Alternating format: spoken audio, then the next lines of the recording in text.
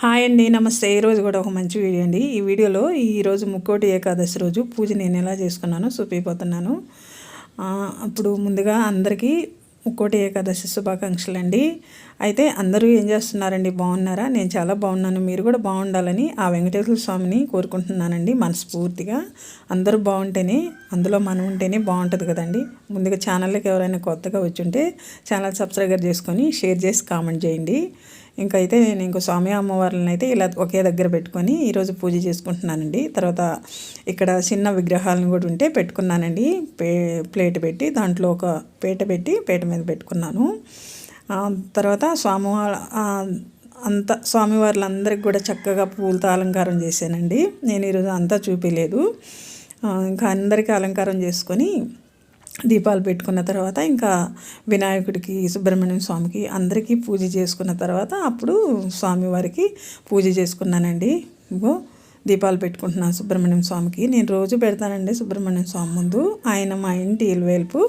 ఇంకా ఇక్కడైతే వినాయకుడికి కూడా చక్కగా పూజ చేసుకొని దీపం నైవేద్యం అన్నీ పెట్టి నమస్కారం చేసుకున్నానండి.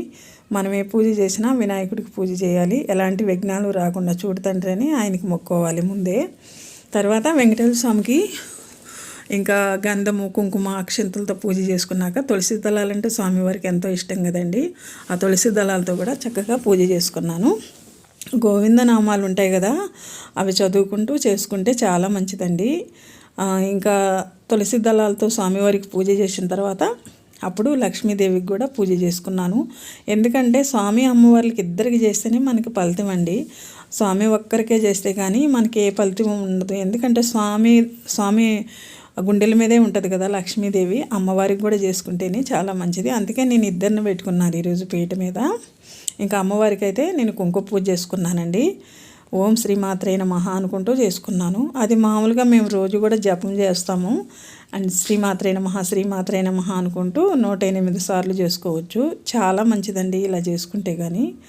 తర్వాత అమ్మవారికి కూడా కుంకుమార్చన చేసుకున్నాక ఇంకా అగరవత్తులతో ధూపం, ఇంకా సాంబ్రాణి ధూపం అన్నీ వేసి తర్వాత అక్షంతలు వేసి నమస్కారం చేసుకున్న తర్వాత అప్పుడు అమ్మవారికి ప్రసాదం నివేదన చేశాను. ఈరోజు నేను పొంగల్ చేశానండి.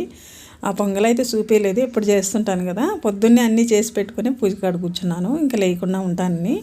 ఇంకా పానకం కూడా తయారు చేసి స్వామివారికి నివేదన చేశాను. పొంగలి, పానకం. ఇంకా వడపప్పు అయితే చేయలేదండి నేను. ఇంకా స్వామివారికి ఇప్పుడు హారతి ఇచ్చుకోవాలి. హారతి పాటలు ఉంటే పాడాలనుకుంటే పాడుకోవచ్చు వస్తే కానీ, లేకపోతే మామూలుగా నేనైతే ఫోన్లో టీవీలో పెట్టేసుకొని హారతి ఇస్తానండి.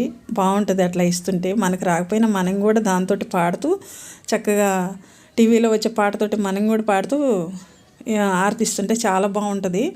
నాకు అది నచ్చదు కాబట్టి నేను పెట్టుకుంటాను. నా పక్కనే రిమోట్ పెట్టుకొని టీవీ హారతి ఇచ్చే టయానికి ఆ పాట పెట్టుకొని ఏ దేవుడికి పూజ చేసినా ఆ దేవుడు ఆరతి పాట పెట్టుకొని ఇలా ఆరతి ఇస్తుంటాను. నాకు అది బాగా అనిపిస్తుంది, అందుకని ఇచ్చాను. తర్వాత అక్షంతలు తీసుకొని నమస్కారం చేసుకోవాలి. పూజలో ఎలాంటి తప్పులో నాకు క్షమించు తండ్రి అని. ఈ దీపం అయితే ఆ గోడలో భలే కనిపిస్తుందండి, టైల్స్లో బాగుంది, అదే మీకు చూపించాను. తర్వాత నేను గుడికి వెళ్ళానండి, వెంకటేశ్వర స్వామి గుడి. ఇగో స్వామి అమ్మవారిని ఇక్కడ పెట్టారండి. ఉత్తరం వైపు నుంచి మనం దర్శించుకోవాలి కాబట్టి ఇది అసలు గుడి అండి. స్వామి లోపల ఉన్నాడు, లైట్ ఏమి వేయరు ఎప్పటికైనా. ఇంకా గుడి అంతా ఇలా ఉంటుందండి. ఇలా జనం ఫుల్గా ఉన్నారండి, రష్గా ఉంది. ఇక్కడ క్యూలో నిలబడి ఉన్నారు. అక్కడ ఇక్కడ అందరినీ దర్శించుకొని ప్రసాదం తీసుకొని తర్వాత మన ఇంటికి వచ్చేసానండి. ఇదేనండి ఈరోజు వీడియో. మీకు అందరికీ నచ్చద్దు అనుకుంటున్నాను. నా వీడియో నచ్చితే కానీ లైక్ చేయండి, షేర్ చేయండి, తప్పకుండా సబ్స్క్రైబ్ చేసుకొని నన్ను కూడా ఎంకరేజ్ చేయండి. ఓకేనండి, బాయ్.